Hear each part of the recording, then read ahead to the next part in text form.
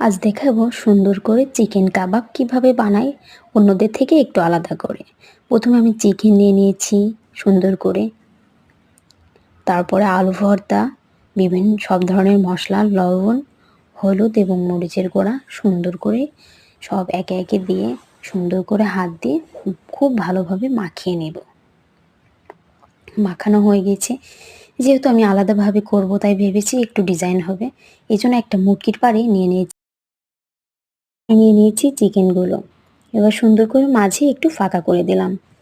এই তো হয়ে গেল, একে একে এভাবে সবগুলো বানিয়ে ফেললাম। কেমন হয়েছে বন্ধুরা অবশ্যই জানাবেন আমাকে। এবার একটা ডিম ভেঙে নিচ্ছি, সুন্দর করে ঘেটে নিলাম। এবার ডিমের ভেতরে ওই কাবাবগুলো দিয়ে, এদিকে প্যানে তেলগুলো গরম হয়ে গেছে, এবার একে একে সুন্দর করে ডিমের ভেতর চুবিয়ে দিয়ে দেবো।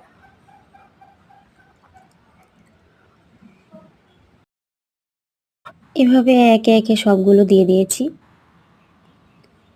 অনেক সুন্দর হয়েছে। ওটা কিন্তু লো আছে সবসময় ভাজতে হবে, না হলে কিন্তু পুড়ে যাবে। Watching my video.